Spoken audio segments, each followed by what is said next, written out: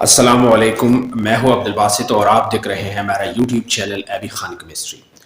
Today और lecture is lecture number 24 and this is about concentration units, applications of concentration, and by what ways we will have to express the concentration of the solution or solvent.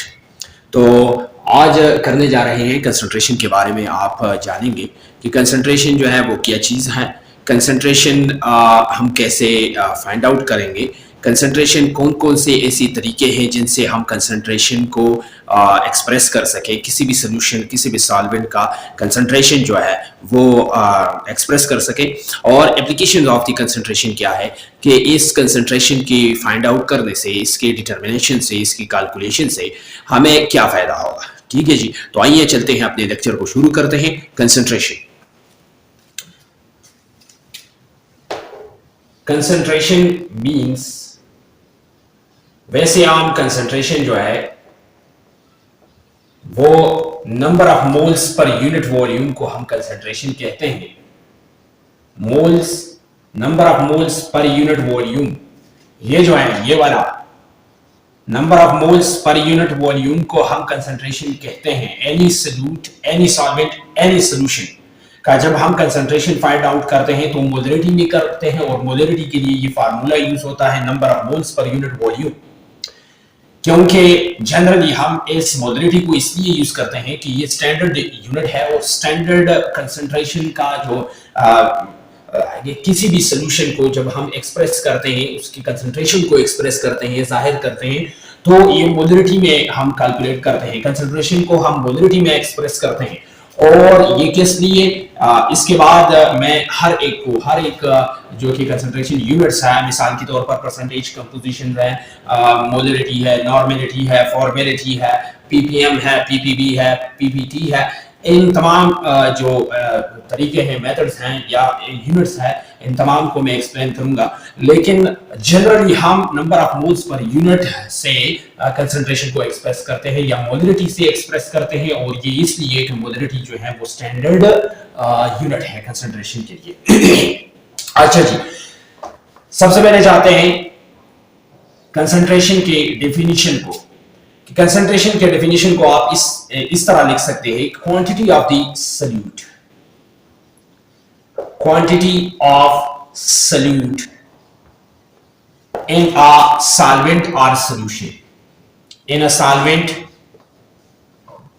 और solution.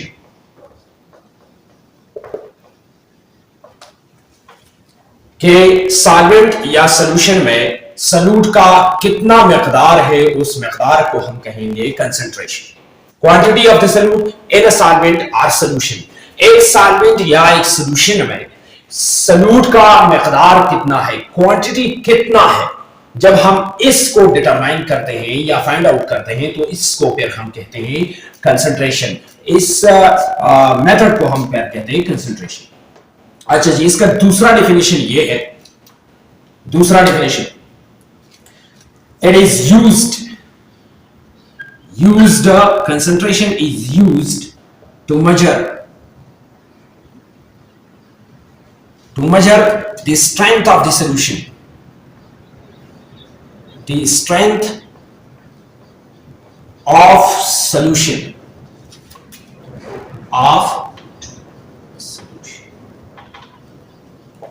Concentration को हम इस्तेमाल क्यों करते हैं, या concentration है क्या चीज, तो ये असल में स्ट्रेंथ ऑफ द सॉल्यूशन को हम कंसंट्रेशन कहेंगे। स्ट्रेंथ ऑफ द सॉल्यूशन, कि सॉल्यूशन का स्ट्रेंथ कितना है और स्ट्रेंथ किस वजह से होगा। ये भी याद रखिएगा कि स्ट्रेंथ एनी सॉल्यूशन या किसी भी सॉल्वेंट में, किसी भी सॉल्वेंट का या किसी भी सॉल्यूशन का जो स्ट्रेंथ है वो मालूम करते हैं हम क्वांटिटी ऑफ द सॉल्यूट से। ठीक है जी, या किसी भी सॉल्यूशन का स्ट्रेंथ जो है वो डिपेंड करता है, इंहिसार करता है, dependent upon the quantity of the solute, कि इसमें सॉल्यूट का कितना मकदार है, और उस सॉल्यूट के मकदार की वजह से हर एक सॉल्यूशन का स्ट्रेंथ या कंसंट्रेशन जो है वो डिफरेंट होता है। ठीक है जी, इसका तीसरा डेफिनेशन ये है, the amount of the amount, या इसकी जगह आप क्वांटिटी भी लिख सकते हैं। The amount of solute present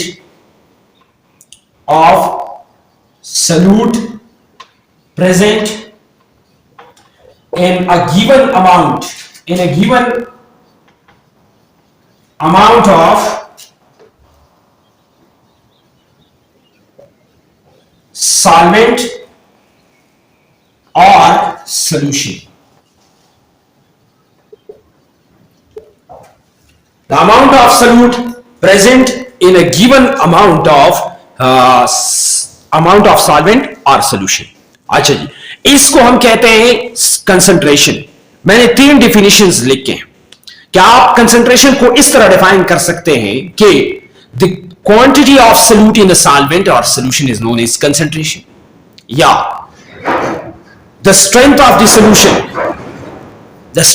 solution is known as concentration, या the amount of solute present in a given amount of solvent और solution is known as concentration.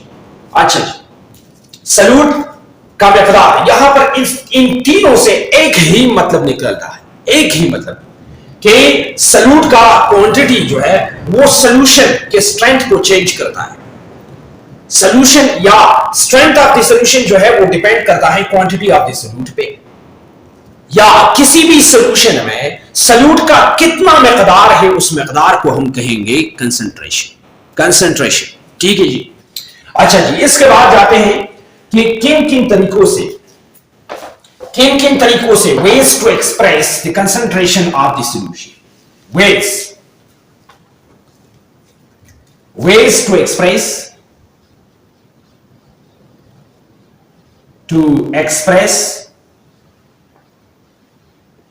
concentration.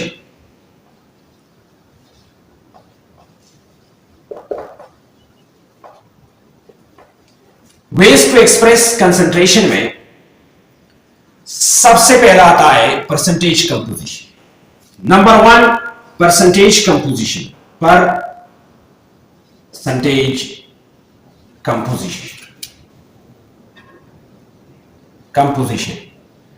ये पहला तरीका है या पहला यूनिट है जिससे हम कंसंट्रेशन ऑफ द सॉल्यूशन को एक्सप्रेस कर सकते हैं, जाहिर कर सकते हैं। ठीक है जी, या स्ट्रेंथ ऑफ द सॉल्यूशन को डिटरमाइन कर सकते हैं। परसेंटेज कंपोजिशन के बाद मोलरिटी है,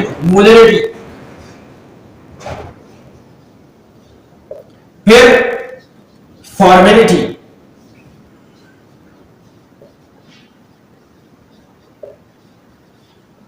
इसके बाद 4th वन नॉर्मेलिटी,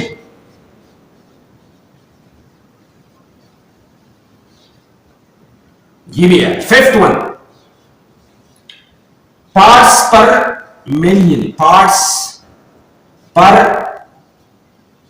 मिलियन, जैसे हम शॉर्टकट लिखते हैं पीपीएम लिखते हैं। ठीक है जी। इसके बाद आता है 6th वन पार्ट्स पर बिलियन, पीपीबी से डिनोट करते हैं, और 7 नंबर पार्ट्स पर ट्रिलियन, पीपीटी से एक्सप्रेस करते हैं, पीपीटी। ठीक है जी। इसके बाद इसके अलावा 8th वन यूनिट में जो है वो एफएससी, और ये तमाम यूनिट्स जो हैं ये एफएससी तक यूज होते हैं। नॉर्मेलिटी और फॉर्मेलिटी जो है ये बीएससी के कोर्स में है। 8th वन है मोल फ्रैक्शन।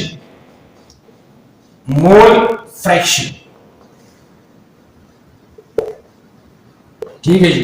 तो ये यूनिट्स है, और इन यूनिट्स से या इन तरीकों से हम क्या कर सकते हैं, एक्सप्रेस करते हैं किसी भी सॉल्यूशन का कंसंट्रेशन जो है वो एक्सप्रेस कर सकते हैं इन तरीकों से।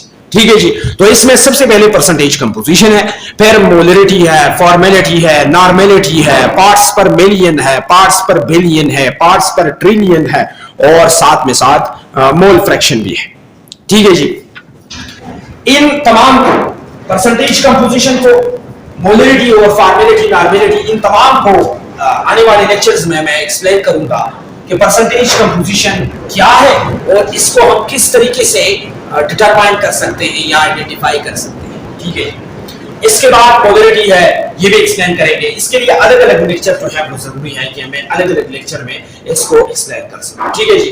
इसके बाद आएंगे ये अलग अलग लेक्चर्स में, मिसाल के तौर पर आने वाले लेक्चर में मैं परसेंटेज कंपोजिशन को एक्सप्लेन करूंगा, इसके बाद मोलिटी है, फॉर्मेलिटी है, नॉर्मेलिटी है, या जो भी है इन तमाम को मैं एक्सप्लेन करूंगा बहुत वजाहत के साथ, एक्सप्लेनेशन के साथ, और किस तरीके से हम इस ये फाइंड आउट करेंगे कंसंट्रेशन को परसेंटेज कंपोजिशन में, नॉर्मेलिटी में, फॉर्मेलिटी में, पार्ट्स पर बिलियन में, पार्ट्स पर ट्रिलियन में, ठीक है जी, इनमें किस तरह कंसंट्रेशन को हम फाइंड आउट करेंगे। तो ये हर एक के लिए मैं अलग अलग लेक्चर जो है वो बनाऊंगा और आपको आपके सामने पेश करूंगा। इसके बाद आता है applications of concentration, applications of concentration, कि कंसंट्रेशन का इसके एप्लीकेशंस कौन कौन से हैं और इससे हमारे डेली लाइफ में हमें क्या फायदा होगा। ठीक है जी, सबसे पहले मैंने डेफिनेशन में बताया कि सबसे पहले इससे सॉल्यूशन का स्ट्रेंथ जो है वो मालूम कर सकते हैं। Strength of the solution, strength of the solution हमें मालूम होता है कि इस सॉल्यूशन का स्ट्रेंथ कितना है। ठीक है जी, असल में कंसंट्रेशन कितना है। 2 नंबर इसका एप्लीकेशन यह है कि बास फिजिकल प्रॉपर्टीज ऐसे होते हैं, physical properties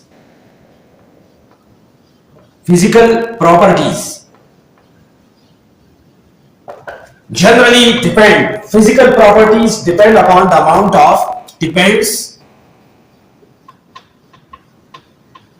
upon the amount of salute. बास फिजिकल प्रॉपर्टीज ऐसे होते हैं जो कि अमाउंट ऑफ द सल्यूट पे डिपेंड करता है, इन्हिसार करता है, अमाउंट ऑफ द सल्यूट पर भी और अमाउंट ऑफ सॉल्वेंट पर भी डिपेंड करता है। ऐसे फिजिकल प्रॉपर्टीज है। Physical properties of the solution जो है वो जनरली डिपेंड करता है किस चीज पर, अमाउंट ऑफ द सल्यूट या amount of the solvent in a solution. कभी कभार डिपेंड कर, बास प्रॉपर्टीज ऐसे हैं जो कि अमाउंट ऑफ द सॉल्यूट पे डिपेंड करता है, बास फिजिकल प्रॉपर्टीज ऐसे हैं जो कि अमाउंट ऑफ द सॉल्वेंट पे डिपेंड करते हैं। ठीक है जी, तो इस वजह से, ठीक है, अमाउंट ऑफ द सॉल्यूट और अमाउंट ऑफ द सॉल्वेंट, इन दोनों को हमने क्या करना है, इन दोनों के हमने कैलकुलेट करना है कि किसी भी सॉल्यूशन में अमाउंट ऑफ द सॉल्यूट कितना है, अमाउंट ऑफ द सॉल्वेंट कितना है। तो इस लिहाज से हम उसकी फिजिकल प्रॉपर्टीज को भी डिटरमाइन कर सकते हैं। मिसाल के तौर पर यहां मैं एग्जांपल लेता हूं, colour of the dye, colour of dye, किसी भी डाई का जब कलर, जो कलर होता है वो डिपेंड करता है, इन्हिसार करता है अमाउंट ऑफ द सॉल्यूट पे, अमाउंट ऑफ द सॉल्यूट पे डिपेंड करता है, इन्हिसार करता है। अब ये लाजमी है कि कलर कौन सा देगा, इतना अमाउंट है ऑफ द सॉल्यूट जब हम डालते हैं सॉल्वेंट में, तो ये डाई जो है ये कौन सा कलर देगा। अगर सॉल्यूट को, अमाउंट ऑफ द सॉल्यूट को चेंज करते हैं, उस चेंज करने से हमें कौन सा कलर जो है वो मिलेगा। तो ये एग्जांपल है इसका। दूसरा मैं कहता हूं sweetness of solution. Sweetness of solution जो है वो डिपेंड करता है, मिसाल के तौर पर मैं शुगर सॉल्यूशन लूं तो वो डिपेंड करता है किस चीज पर, अमाउंट ऑफ द सॉल्यूट पर, या टेस्ट ऑफ सॉल्ट या साल्टिश नेचर ऑफ द सॉल्यूशन, ये डिपेंड करता है अमाउंट ऑफ द सॉल्यूट पे डिपेंड करता है। ठीक है जी, इसके अलावा बात ऐसी फिजिकल प्रॉपर्टीज है, मिसाल के तौर पर बॉइलिंग पॉइंट है, ये बॉइलिंग पॉइंट डिपेंड करता है किस चीज पर, अमाउंट ऑफ द सॉल्यूट पर। फ्रीजिंग पॉइंट,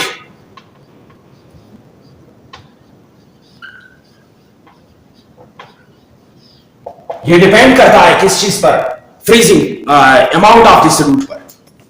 ये मैंने एग्जांपल लिया है कि किस तरीके से एप्लीकेशन ऑफ द कंसंट्रेशन में ये लाजमी है कि हमें पता चल जाए कि इस कंसंट्रेशन को हम अगर फाइंड आउट भी करें मालूम भी करे कि इस सोल्यूशन का कंसंट्रेशन कितना है, तो उसके कंसंट्रेशन मालूम करने से हमें क्या फायदा होगा।